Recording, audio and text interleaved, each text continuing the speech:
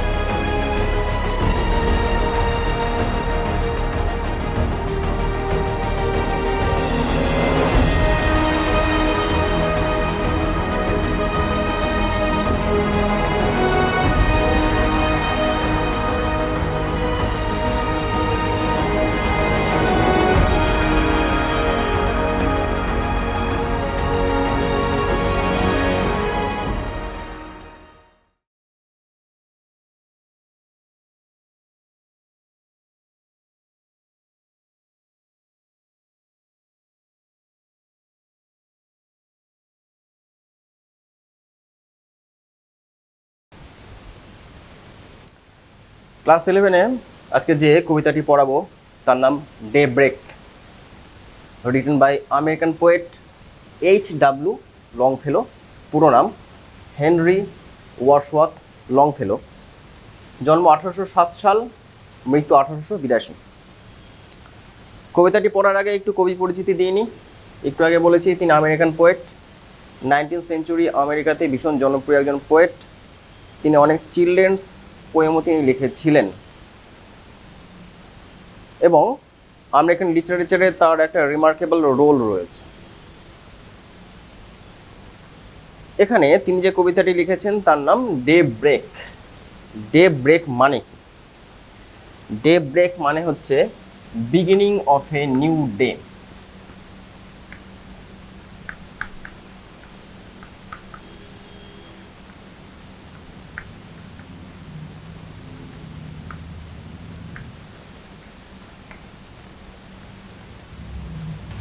এবার beginning of a new day এর সম্বন্ধে আমাদের একটা সময়গতভাবে একটা পরিষ্কার ধারণা থাকা দরকার।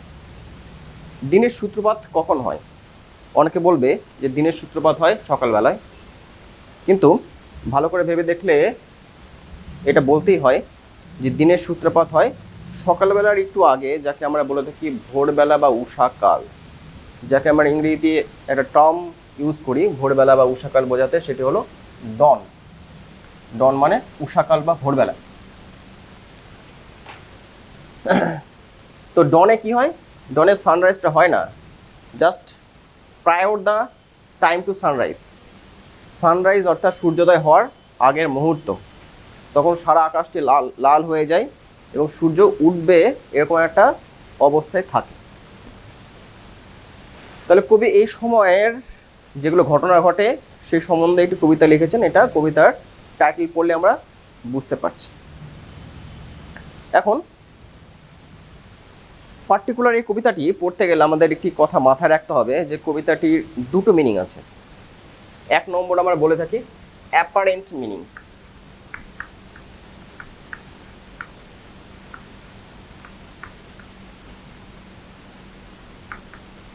অর্থাৎ আপাত অর্থ। দুই নম্বর হচ্ছে অ্যালেগোরিক্যাল মিনিং,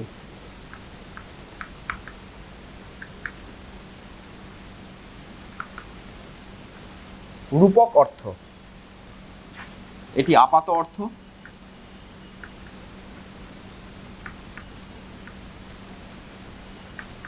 এটি রূপক অর্থ।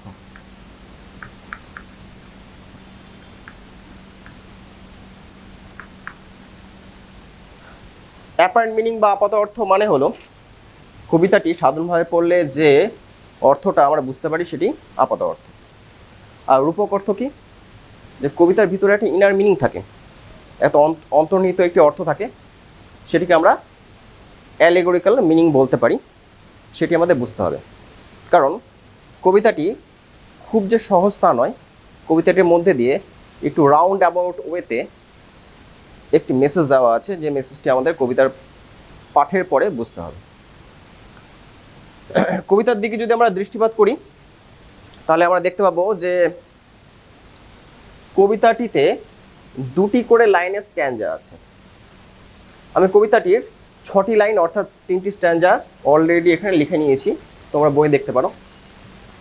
এবং আগের কবিতাগুলো পড়ার অভিজ্ঞতা থেকে তোমরা নিশ্চয়ই জানো যে 2টি লাইনের স্ট্যাঞ্জাকে বলা হয় কাপলেট,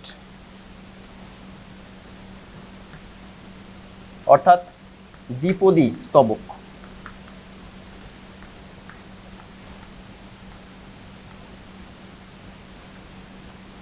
আর একটু লক্ষ্য করলে দেখতে পাওয়া যাবে যে এই কাপলেটের যে রাইম স্কিম সেটি কি, খুব সরল একটা রাইম স্কিম এখানে রয়েছে। এখানে প্রতিটা কাপলেটেই যে লাস্ট যে ওয়ার্ডগুলো সেগুলো কিন্তু রাইম করে, ছন্দ আছে, see me, on gone, away day. সুতরাং এই কাপলেটগুলোকে বলা হয়ে থাকে রাইমিং কাপলেট।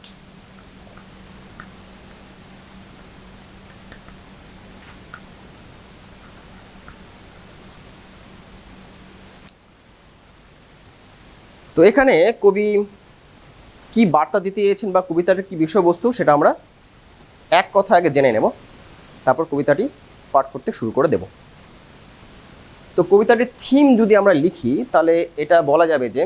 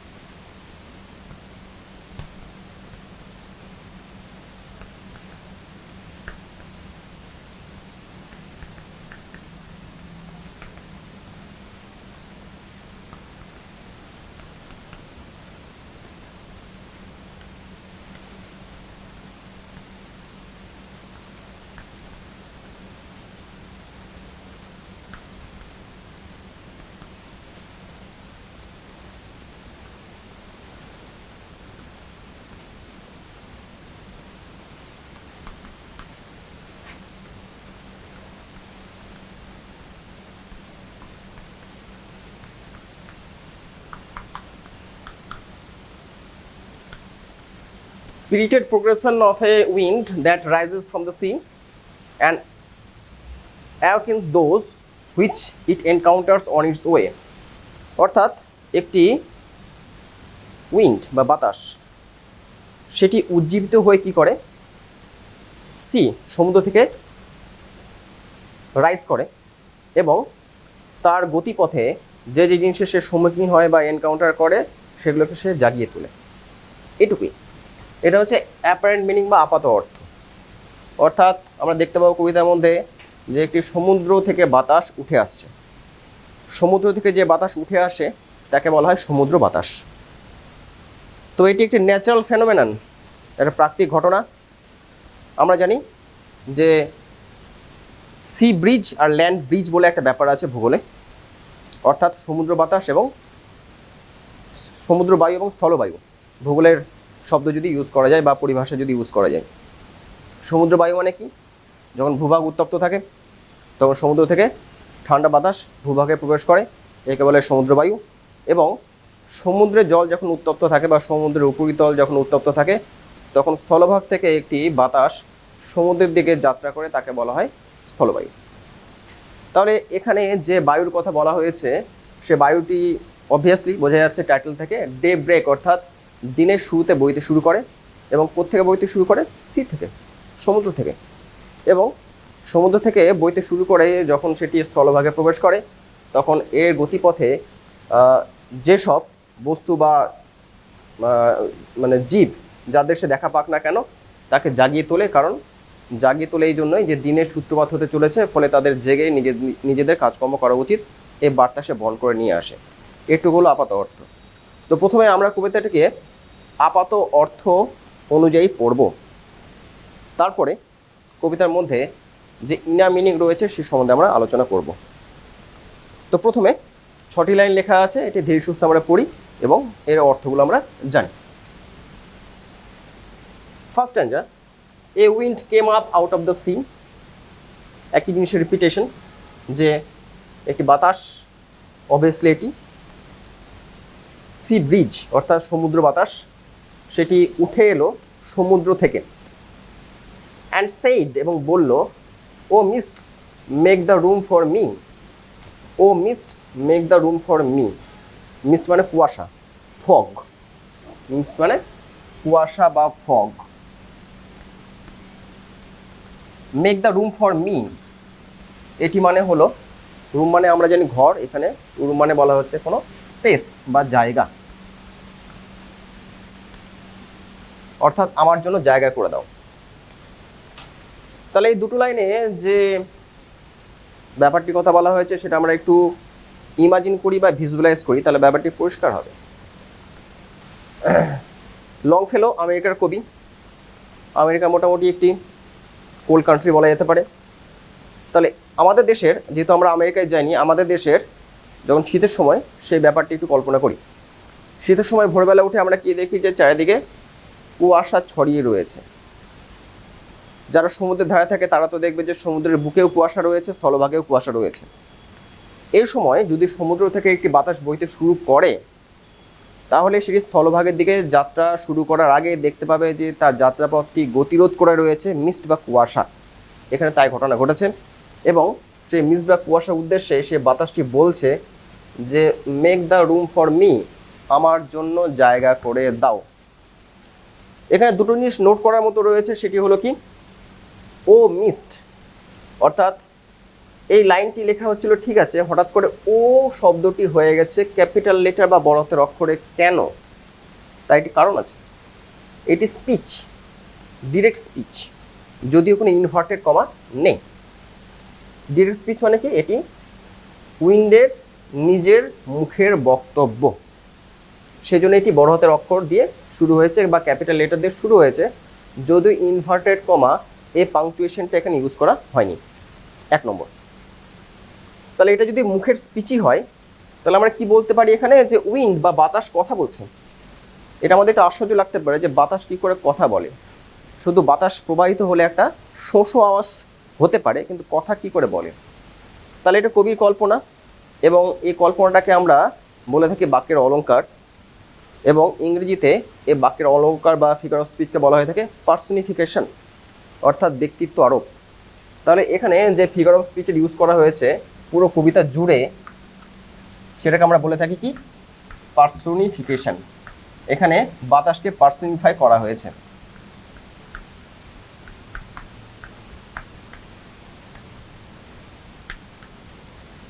পুরো কবিতাটি জুড়েই কিন্তু দেখতে পাওয়া যাবে এই পার্সনিফিকেশন ইউজ করা হয়েছে, এবং এভাবে পার্সনিফাইড হয়ে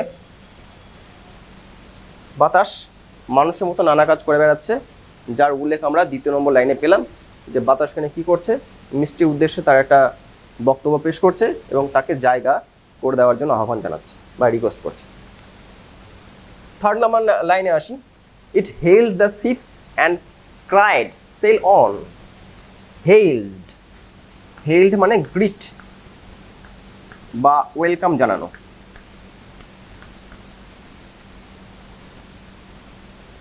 অভিবাদন করা, স্বাগত জানা, স্বাগতম বার্তা দেওয়া।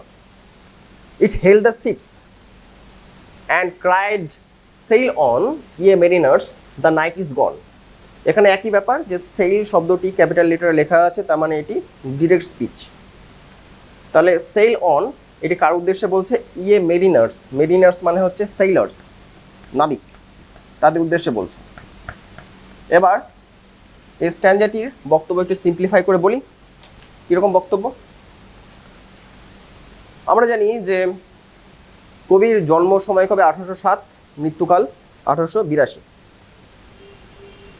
আজ থেকে প্রায় 200 বছর আগে বলা যেতে পারে কবিতাটি লেখা। তো সে সময় সি ভয়েসটা চূড়ান্ত অবস্থাতেই ছিল, নানা দেশে সি ভয়েস করা হতো, এবং সি ভয়েসের মাধ্যমে ব্যবসা বাণিজ্য হতো এবং নানা রকম কাজকর্ম হতো, ইত্যাদি ইত্যাদি। অনেকে এক্সপিডিশন বা অভিযান করার জন্য সি ভয়েস করতো বা সমুদ্রযাত্রা করতো। তো সেই যুগের তো ব্যবস্থাপনা অত ভালো ছিল না, ফলে এটা অনুমান করা যায় যে শিপ বা জাহাজগুলো কিন্তু রাত্রিবেলায় কোনো যাত্রা না করে সমুদ্রে অবস্থান করত এবং ভোর হলে তারা যাত্রা শুরু করত। এই ঘটনাটির উল্লেখ কিন্তু আমরা এখানে দেখতে পাই। যে জাহাজগুলোর উদ্দেশ্যে স্বাগত বার্তা জানাচ্ছে উইন্ড বা বাতাস, সেটি কিন্তু স্টেশনারি অবস্থায় ছিল, অর্থাৎ স্থির অবস্থায় ছিল, নিশ্চল অবস্থায় ছিল। সমুদ্রের বুকে সারা রাত ধরে তারা যাত্রা করেনি এবং দিনের সূত্রপাত হওয়ার সঙ্গে, অর্থাৎ ডে ব্রেক হওয়ার সঙ্গে সঙ্গে সে বাতাস সে শিপদের উদ্দেশ্যে একটা ওয়েলকাম মেসেজ দিয়ে বলতে চাইছে যে সেল অন, ভেসে চলো। কাকে বলছে ভেসে চলো? জাহাজের উদ্দেশ্যে বলছে ভেসে চলো নয়, বলছে মেরিনার্স অর্থাৎ সেলারদের উদ্দেশ্যে বলছে ভেসে চলো। কেন ভেসে চলো? দ্য নাইট ইজ গন, অর্থাৎ রাত্রি চলে গেছে, রাত্রি চলে গেছে। এখন ব্যাপারটি হলো যে এই যে শব্দগুলো রয়েছে তার কিন্তু ইনার মিনিং প্রত্যেকটি রয়েছে, অ্যালেগরিক্যাল মিনিং রয়েছে, সেগুলি আমরা পরে আলোচনা করব। এখন অ্যাপারেন্ট মিনিংটা মোটামুটি জেনে নিই। তো প্রথম 4 লাইন একটু রিক্যাপিচুলেশন করে দিই, সামারাইজ করে দিই যে একটি বাতাস সমুদ্র থেকে উঠে এলো এবং তার যাত্রাপথ গতিরোধ করে রয়েছে কুয়াশা। এটি দেখে কুয়াশা উদ্দেশ্যে বলল যে তার জন্য যেন জায়গা করে দেয় যাতে সে স্থলভাগের অভিমুখে যাত্রা করতে পারে। তারপর সেই যাত্রা শুরু করার সময় সে দেখতে পেল যে সমুদ্রের বুকে শিপস বা জাহাজগুলো স্টেশনারি অবস্থায় রয়েছে, নিশ্চল অবস্থায় রয়েছে।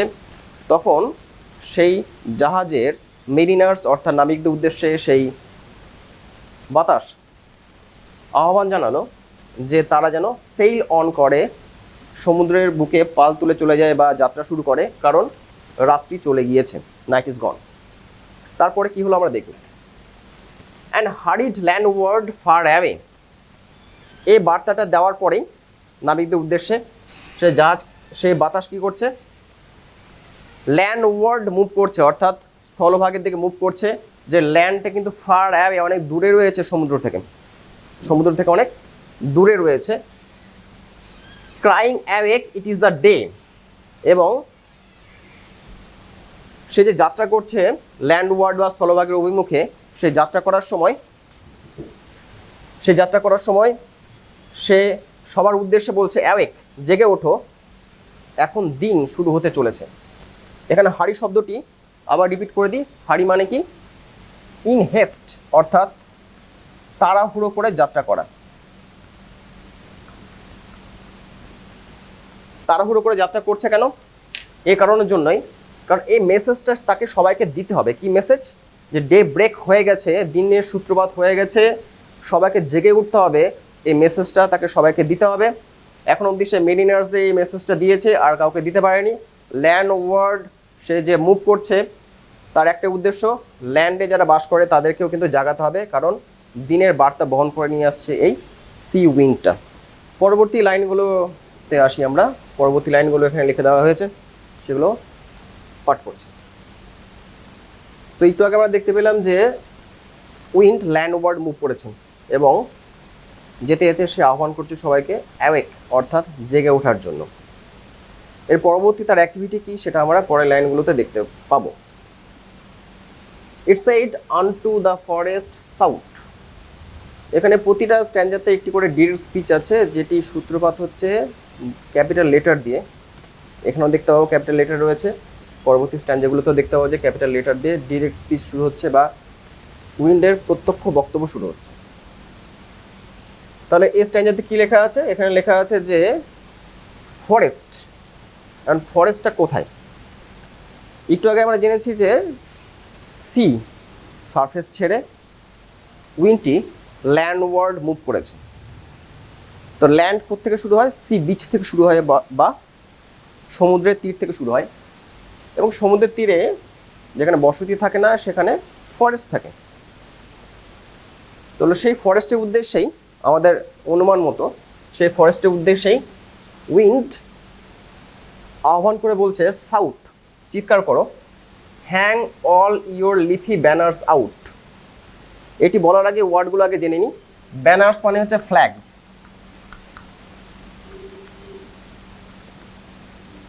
লিফি ব্যানার্স মানে কি?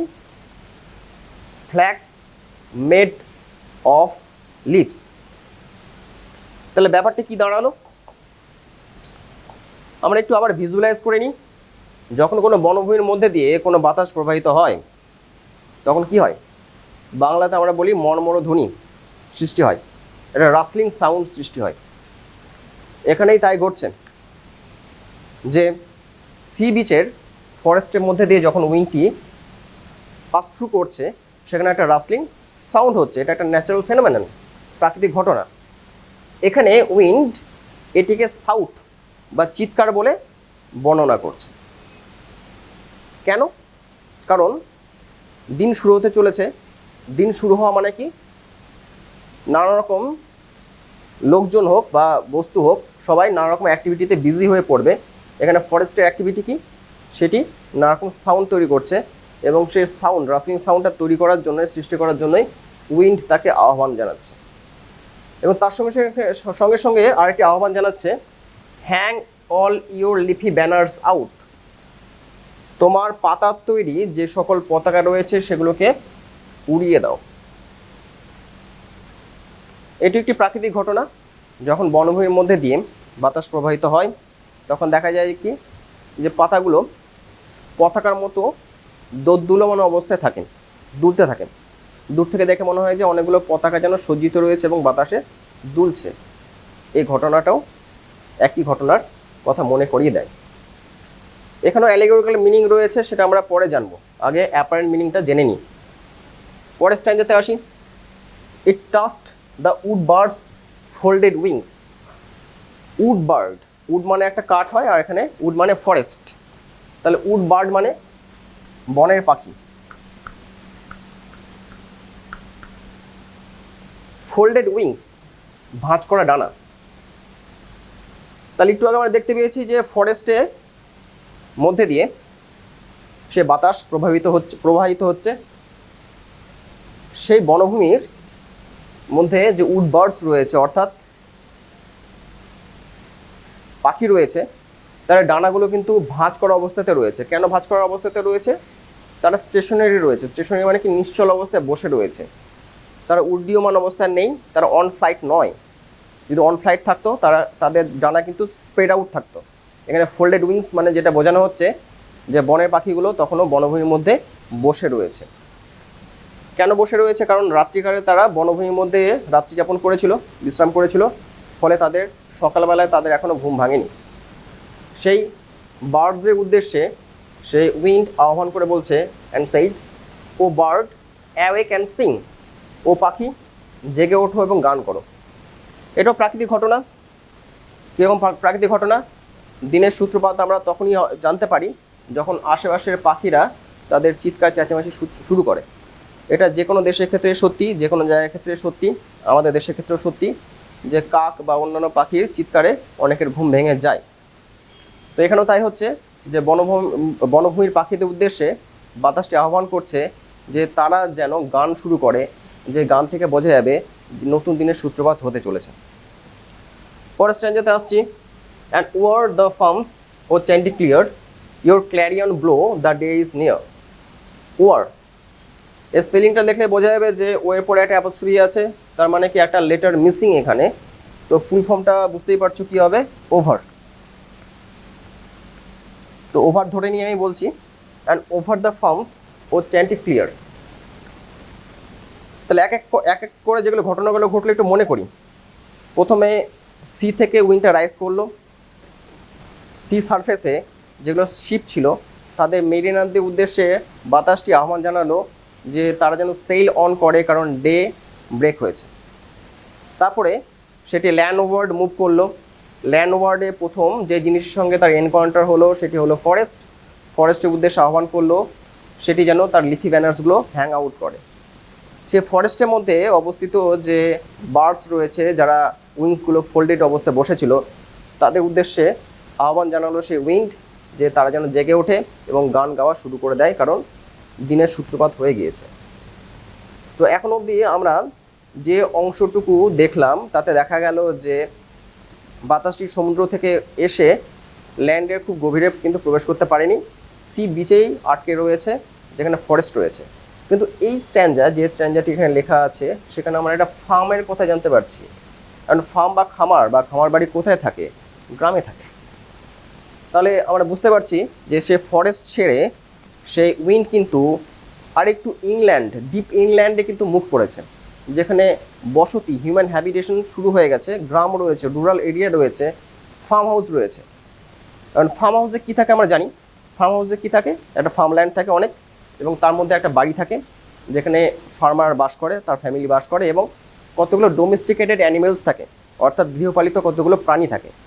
তো এরকম একটা গৃহপালিত প্রাণী যেটি গ্রামের বাড়িতে বা খামার বাড়িতে খুব সচরাচর দেখতে পাওয়া যায়, সেটি হলো চ্যান্টিক্লিয়ার। চ্যান্টিক্লিয়ার এই শব্দটি হয়তো অপরিচিত তোমাদের, এর মিনিং কিন্তু domestic cock.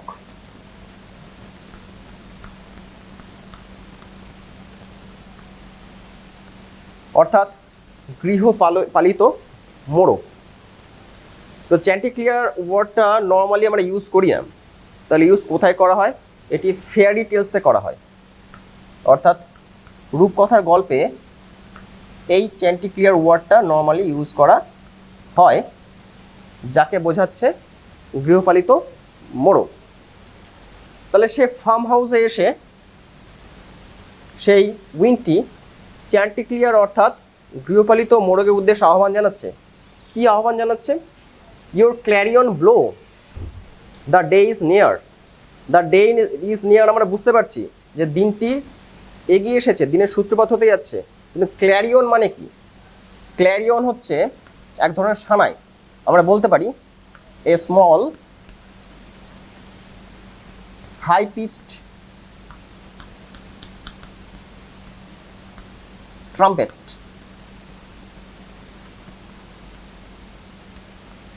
Your clarion blow অর্থাৎ তোমার সানাইটি বাজাও, তোমার সানাইটি বাজাও।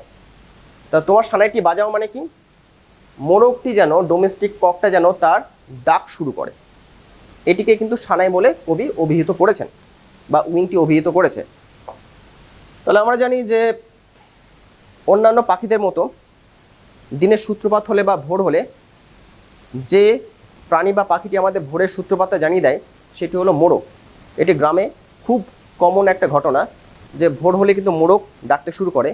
এই ঘটনাটা এখানে রিফ্লেক্টেড হয়েছে যে উইন্ড ডোমেস্টিক ককের উদ্দেশ্যে আহ্বান করে বলছে সে যেন তার সানাইটা বাজাতে শুরু করে, অর্থাৎ সে যেন ডাকতে শুরু করে, because the day is near, দিনটি এগিয়ে এসেছে। এক নম্বর জিনিস। দুই নম্বর, এই ক্ল্যারিয়নের কিন্তু আর একটা ডিফারেন্ট মিনিং হয়, সেটা এখানে বলে দেওয়া দরকার। ক্ল্যারিয়নের আর একটা মিনিং আছে যাকে আমরা বলে থাকি Clarion call.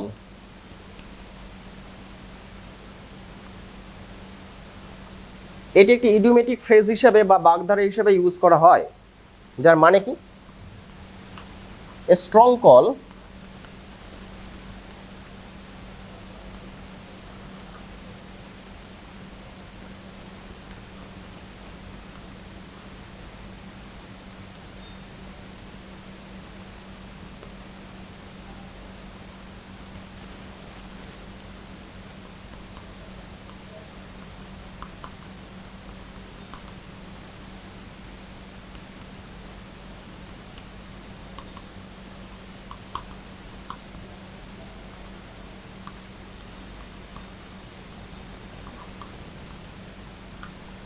a strong call for someone indicating something is to happen।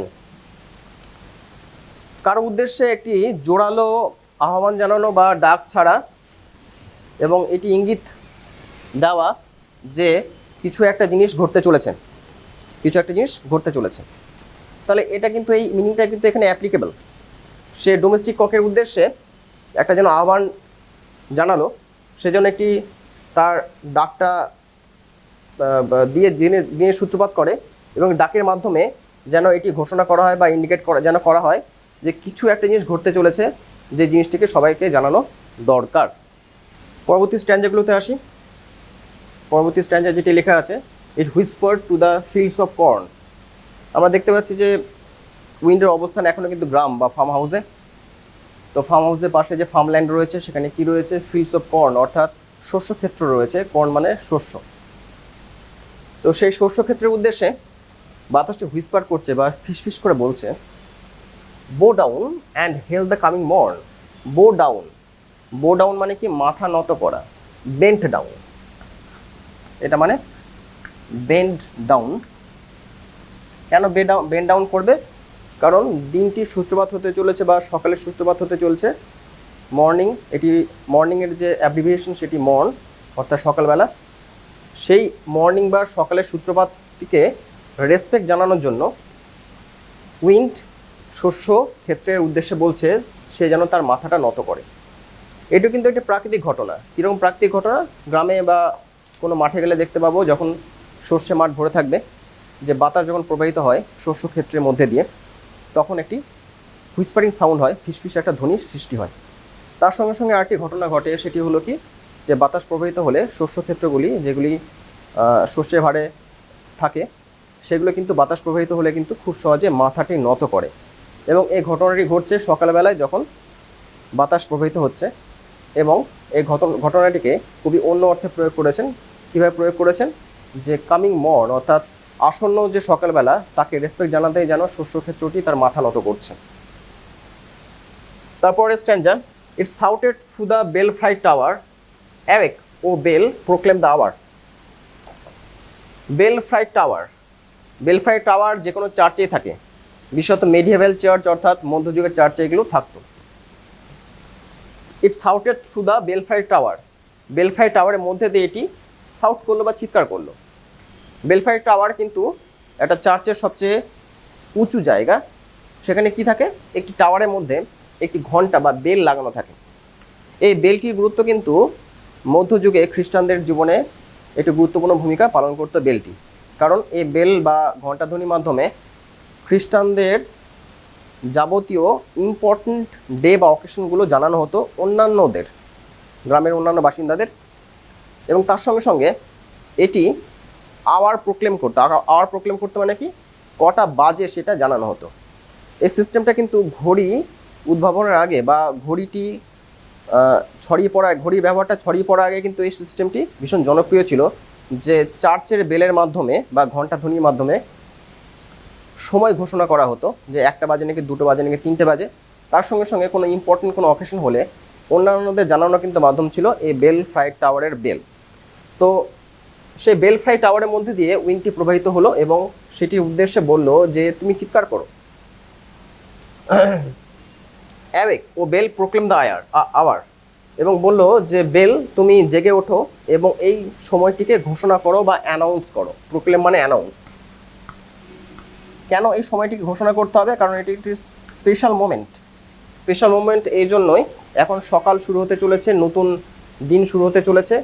এই স্পেশাল মোমেন্টটি ঘোষণা করার জন্যই বেলের একটা রিংিং সাউন্ড দরকার, অর্থাৎ বেলের ঘণ্টা ধ্বনি দরকার। পরের স্ট্যান্জাতে আসছি বা লাস্ট স্ট্যান্জাতে আসছি। It crossed the churchyard with a sigh and said, not yet in quiet light. তাহলে এখানে চার্চের কথাই বলা হয়েছে, কারণ আমরা দেখতে পাচ্ছি পরের স্ট্যান্জাতে যে ওয়ার্ডটি রয়েছে সেটি হলো চার্চইয়ার্ড।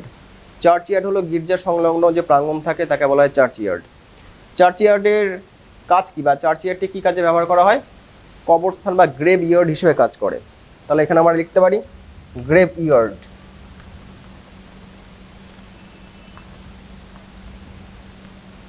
যারা খ্রিস্টান ধর্মাবলম্বী মানুষ তাদের মৃত্যুর পরে কবরস্থান হিসাবে কিন্তু চার্চইয়ার্ড কাজ করে থাকে। তো এখানে কি হয়? এখানে মৃতদেহগুলো শায়িত থাকে কবরের মধ্যে। তো সে চার্চইয়ার্ড যখন ক্রস করতে হলো সে উইন্ডকে, তখন সে একটা সাই মানে একটা দীর্ঘশ্বাস ফেললো। কেন দীর্ঘশ্বাস ফেললো? কারণ মৃতদের কিন্তু জেগে ওঠার আহ্বান করা যায় না। এবং তাহলে কি করা যায়? তাহলে সে মৃতদেহের উদ্দেশ্যে বা মৃতদের উদ্দেশ্যে, আত্মার উদ্দেশ্যে উইন্ডটি বলে উঠলো, and said not yet in quiet lie, এখনই জেগে উঠতে হবে না, not yet in quiet lie, শান্তভাবে শুয়ে থাকো। এখানে একটা বিবলিক্যাল রেফারেন্স রয়েছে বা বাইবেলের ঘটনার একটা উল্লেখ রয়েছে। তো ঘটনাটা বলেই দিই। বাইবেল উল্লেখ রয়েছে জাজমেন্ট ডে, অর্থাৎ যেদিন পৃথিবী বা সভ্যতা শেষের দিন, সেদিন কী হবে? সমস্ত মৃতদের আত্মারা জেগে উঠবে। তার আগে কিন্তু মৃতদের আত্মারা কিন্তু কবরের মধ্যে শায়িত থাকবে। তাহলে সেটির উল্লেখ এখানে আমরা কিছুটা দেখতে পাই। এখনও যেহেতু জাজমেন্ট ডে আসেনি, শেষের দিনটা আসেনি, সভ্যতা ধ্বংসের দিনটা আসেনি, ফলে সে মৃতদের আত্মাদের উদ্দেশ্যে উইন্ড বা বাতাসটি আহ্বান করছে তারা যেন শান্তিতে শুয়ে থাকে, তাদের জেগে ওঠার এখন কোনো প্রয়োজন নেই। এখানে কবিতাটি শেষ হলো এবং এখানে অ্যাপারেন্ট মিনিংটা শেষ হলো। অ্যালিগরিক্যাল যে মিনিং বা রূপক যে অর্থটা রয়েছে সেটা খুব সামান্যভাবে বা খুব সিম্পলিফাইড ওয়েতে আমি বলে দিচ্ছি।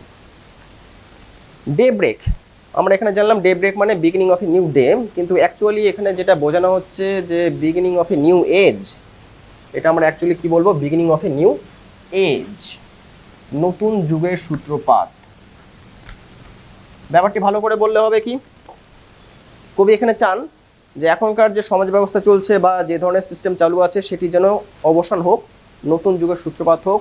যে নতুন যুগের সূত্রপাত হওয়ার সময় কেউ একজন মেসেঞ্জার এসে সবাইকে নতুনভাবে জাগতে বলবে এবং নতুনভাবে অ্যাক্টিভিটিতে জড়িয়ে পড়তে বলবে।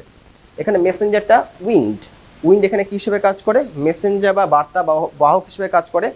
যে সমস্ত জিনিস যা তার পথে পড়ছে, এনকাউন্টার করছে, সে সকল জিনিসকে সে আহ্বান করছে যে নতুন যুগ সূত্রপাত হতে চলেছে, তারা যেন তাদের কাজকর্ম শুরু করে দেয়, যাতে পুরনো যে সমাজ ব্যবস্থা, পুরনো যে ব্যবস্থা ছিল তার ফলসগুলোকে, ড্রব্যাকসগুলোকে সরিয়ে রেখে নতুন ব্যবস্থা প্রবর্তন করা যায়, যে নতুন ব্যবস্থাতে কিন্তু সব কিছু ভালো হবে।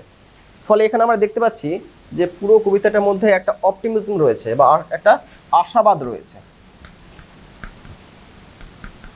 এই আশাবাদ নিয়েই কিন্তু পুরো কবিতাটা কিন্তু শেষ হয় এবং প্রতিটা স্তবকের মধ্যে সে আশাবাদটা কিন্তু আমরা দেখতে পাই যে সব জায়গায় তিনি উইন্ডটার মাধ্যমে কবি চেয়েছেন যে সব কিছু যেন জেগে উঠুক, পুরনো ব্যবস্থা যেন ভেঙে যাক এবং নতুন ব্যবস্থার সূত্রপাত হওয়ার সঙ্গে সঙ্গে নতুন যুগের যেন সূত্রপাত হয় এই পৃথিবীতে, তাহলে কিন্তু সভ্যতা এগিয়ে যাবে কিছুটা। এবার একটু প্রশ্ন উত্তরের ব্যাপারে একটু আসি। আগে ব্রড কোশ্চেন বা লং অ্যান্সার টাইপ কোশ্চেন নিয়ে একটু আলোচনা করি। কবিতাটি ভীষণ সোজা, সেই অর্থে কবিতাতে 3-4টি যদি আমরা লং অ্যান্সার টাইপ কোশ্চেন করি তাহলে কিন্তু সমস্ত প্রশ্নের উত্তর দেওয়া যায়। এখানে একটা কথা মনে রাখা দরকার, আগের ক্লাসগুলোতে আমি বলেছি যে প্রশ্নের উত্তর কিন্তু নিজে লেখা ভালো, তাহলে একটা সুবিধা হয় যে ব্রেকআপ কোশ্চেনগুলো কিন্তু নিজে উত্তর করা যায়, তাতে নম্বরটা স্কোর ভালো হয়। তো যে 3-4টি question long answer type question করলে সমস্ত কোশ্চেন অ্যান্সার মোটামুটি পারা যায়, সেখানে একটু আমি লিখে দিচ্ছি।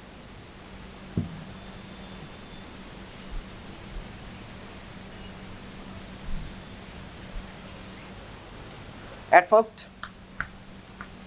substance of the poem. এটা অবশ্যই করতে হবে যে কোনো কবিতা পড়ার ক্ষেত্রে। এটি করলে অধিকাংশ ব্রড বা লং কোশ্চেনগুলো অ্যান্সার করা সম্ভব। সেকেন্ড সেটি হলো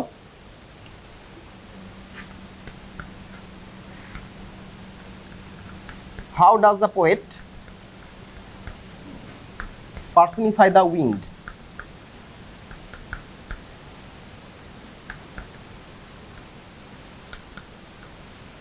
এই প্রশ্নটি অন্যভাবে আসতে পারে বা অন্য ল্যাঙ্গুয়েজে আসতে পারে, সেটি হলো যে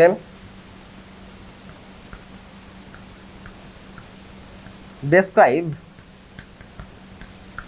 the activities of the wind.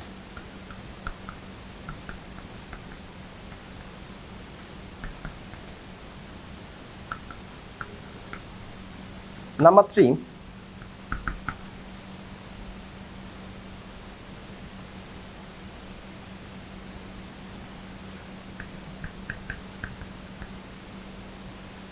write down the allegorical significance of the poem.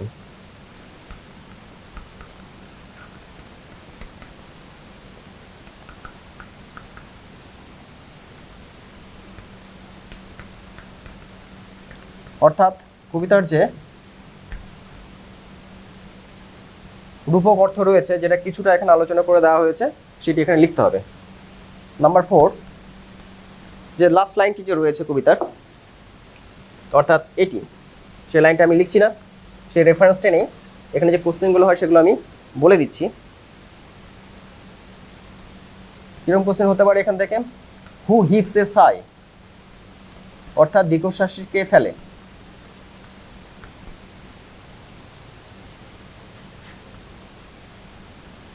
Why does it সাই, অর্থাৎ এটি কেন দীর্ঘশ্বাস ফেলে। কেন দীর্ঘশ্বাস ফেলে? কারণ মৃতদের আত্মাদের উইন্ড জাগতে বলছে না, সেই জন্য সে দীর্ঘশ্বাস ফেলে। মৃতদের জাগার কোনো প্রশ্ন নেই।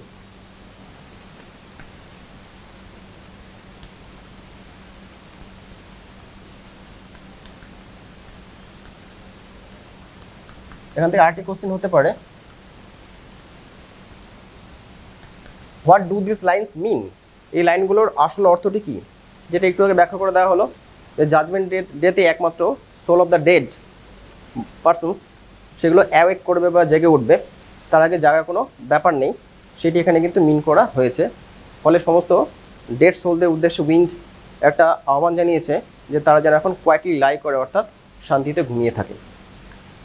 মোটামুটি এই কোশ্চেনগুলো করলেই হবে, এবং ব্রড কোশ্চেন যদি করা যায় বা লং অ্যান্সার টাইপ কোশ্চেন যদি করা যায় তাহলে কিন্তু শর্ট কোশ্চেনগুলো অ্যান্সার এখান থেকে করা যাবে। শুধু শর্ট কোশ্চেন বলে নিই, যেটি এই লং অ্যান্সার টাইপ কোশ্চেনের মধ্যে থেকে পাওয়া যাবে না, সেটি বললে কিন্তু পুরো ব্যাপারটা কভার হয়ে যাবে। প্রথম যে 3-4টে লাইন ছিল সেখানে আমরা দেখেছিলাম যে উইন্ড মিস্টের উদ্দেশ্যে বলছে বা কুয়াশার উদ্দেশ্যে বলছে মেক রুম, অর্থাৎ জায়গা করে দিতে। এটি কেন বলছে? এখানে যে মিস্ট, এখানে মিস্টের সিগনিফিকেন্স কি? মিস্ট এখানে অবস্ট্যাকল হিসেবে কাজ করে। অবস্ট্যাকল মানে বাধা, অর্থাৎ মিস্ট এখানে সিম্বলাইজ করে অবস্ট্যাকলকে। তো যে কোনো অবস্ট্যাকল কিন্তু যে কারো জীবনে কিন্তু আসতেই পারে, তাকে অবস্ট্যাকলগুলোকে কী করতে হবে? ওভারকাম করতে হবে। এখানে উইন তাই করছে যে মিস্টের যে অবস্ট্যাকল সেটাকে ওভারকাম করছে এবং ল্যান্ডওয়ার্ড মুভ করছে। তাহলে এখানে মিস্টের মাধ্যমে কি সিম্বলাইজ করা হয়েছে? অবস্ট্যাকলকে সিম্বলাইজ করা হয়েছে। এটা নিয়ে একটা শর্ট কোশ্চেন আসতেই পারে, এবং সেটি এই ব্রড মানে লং অ্যান্সার টাইপ কোশ্চেনের মধ্যে এই উত্তরটি নেই বলে এক্সট্রা করে বলে দেওয়া হলো। মোটামুটি আলোচনা এখানে শেষ। এই প্রশ্ন উত্তরগুলো করলেই সমস্ত উত্তরগুলো কভার করা সম্ভব। আর যেগুলো ছোটোখাটো প্রশ্ন আছে সেগুলো তোমরা গাইড বুক থেকে একটু দেখে নিতে পারো। ধন্যবাদ।